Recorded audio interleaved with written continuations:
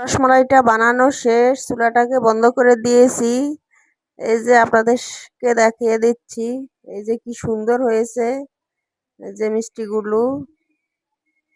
মিষ্টিগুলো, খুব সুন্দর হয়েছে। মালাইটাও কিন্তু অনেক ঘন, কালারটাও মাশাআল্লাহ দেখতে অনেক সুন্দর হয়েছে। এই যে এবার কয়েকটা তুলে আপনাদেরকে কেটে দেখাবো। এভরিওয়ান, সবাই কেমন আছেন? আমি তানজুম কুকিং। আমি আজকে নিয়ে আসছি দারুণ একটি রেসিপি। আমার চ্যানেলে সবাইকে স্বাগতম।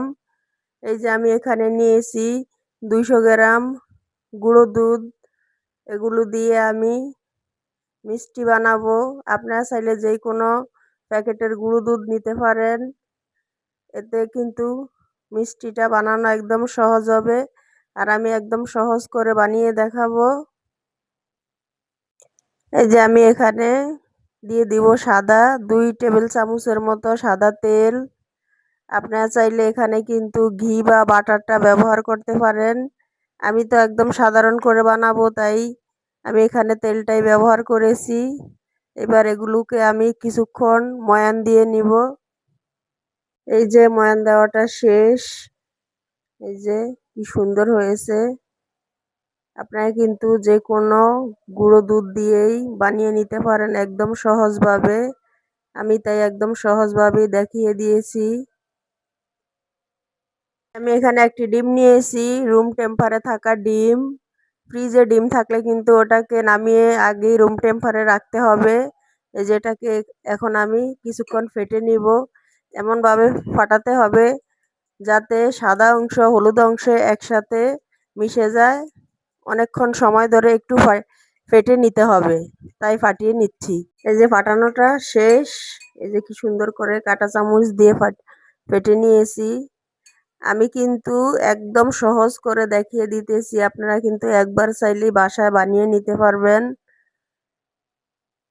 এই যে আমি এবার ফেটে রাখা ডিমটাকে একটু একটু করে দিব আর মাখিয়ে নিব। সব ডিম কিন্তু একসাথে দেওয়া যাবে না, তাহলে কিন্তু ডোটা কি শক্ত হয় না নরম হয় দেখে দেখে এরপরে কিন্তু ডিমটাকে দিতে হবে। এত সহজভাবে বানিয়ে দেখিয়েছি, আপনারা কিন্তু বাসায় বানিয়ে নিতে পারেন।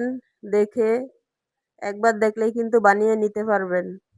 বাকি ডিমটাও কিন্তু আমার লাগবে, তাই বাকি ডিমটাও কিন্তু আমি দিয়ে দিচ্ছি। দিয়ে আবার কিছুক্ষণ এটাকে ডোটাকে ভালো করে মাখিয়ে নিব। ডোটা এমনভাবে বানাতে হবে যাতে একেবারে শক্ত না হয়ে যায় আর একেবারে নরম লেটকেও না হয়ে যায়। মিডিয়াম কিন্তু রাখতে হবে, তাহলে মিষ্টিটা কিন্তু অনেক সুন্দর হবে, পারফেক্ট হবে। কিন্তু আমার একদম বানানো শেষ। এবার এটাকে রেখে দিব 2 থেকে 3 মিনিট রেস্টে। এরপরে কিন্তু মিষ্টিগুলি বানিয়ে নিব। এরপরে আপনাদের সাথে দেখা হচ্ছে। 2 থেকে 3 মিনিট পর চলে এসেছি মিষ্টিটা বানানোর জন্য। এই যে ঢেকে রেখে দিয়েছিলাম। এবার মিষ্টিটাকে বানিয়ে নিব। বানিয়ে এরপরে আপনাদেরকে দেখাচ্ছি। একটা মিষ্টি বানিয়ে নিয়েছি, আরো 2-3টা আপনাদেরকে বানিয়ে দেখাবো যাতে আপনারা বানাইতে পারেন। এই যে আমি 4টা বানিয়ে নিয়েছি, বাকিগুলো কিন্তু বানিয়ে নিব। প্রথমত হাতে একটু ডো নিবেন। এই যে এভাবে হাতে একটু ডো নিবেন, নিয়ে এটাকে হাতের তালুতে প্রথমত গোল করবেন। গোল করে এরপরে কিন্তু লম্বা বানাবেন, তাহলেই কিন্তু হবে। আর আপনারা চাইলে কিন্তু গোলও বানাতে পারেন। আমি কিন্তু গোল বানাবো না, আমি লম্বাটাই বানিয়েছি। এভাবে কিন্তু সবগুলো বানিয়ে নিব। হাতের তালুতে কিন্তু একটু ঘি অথবা একটু তেল মেখে নিতে হবে। এই যে আমি সবগুলো বানিয়ে নিয়েছি 2 শেপে। একটা বানিয়েছি গোল আর একটা বানিয়েছি লম্বা। চলেন এবার রান্নাঘরে চলে যাই। আমার সবগুলো মিষ্টি বানানো শেষ। আমি কিন্তু 2 রকম শেপে বানিয়েছি, একটা গোল বানিয়েছি আর একটা লম্বা বানিয়েছি। এই যে সবগুলো বানান শেষ। এবার রান্না করতে চলে যাব রান্নাঘরে, আপনারা আমার সাথেই থাকুন।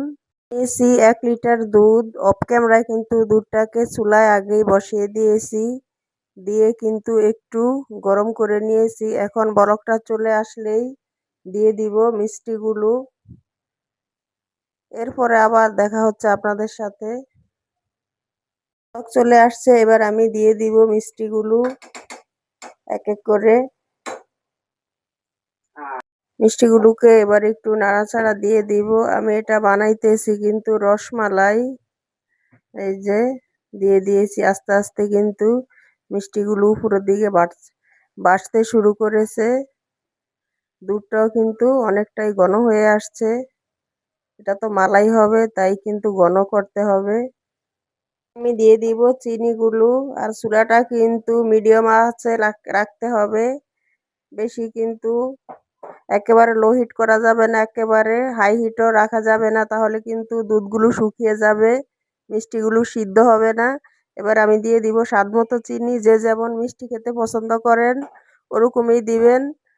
আমি একটু বেশি মিষ্টি খেতে পছন্দ করি, আবার বাচ্চারা একটু মিষ্টি বেশি খেতে পছন্দ করে, তাই একটু মিষ্টিটা আমি বাড়িয়ে দিয়েছি।